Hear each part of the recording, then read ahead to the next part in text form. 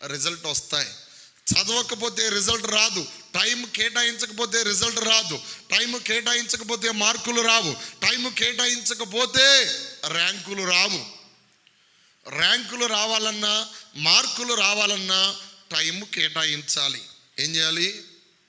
దేవునికి స్తోత్రం చేద్దామా?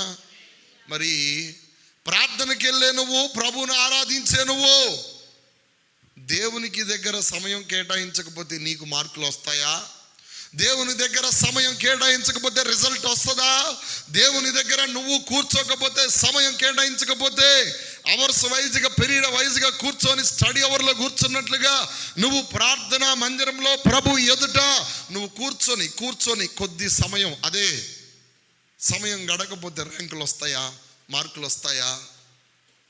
పిల్లలకు ఎలాగైతే కూర్చొని చదవకపోతే మార్కులు రావో, ప్రార్థనా పరుడు ప్రభు ఎదుట కూర్చొనకపోతే మార్కులు రావు, ఆశీర్వాదం రావు, దీవెనలు రావు.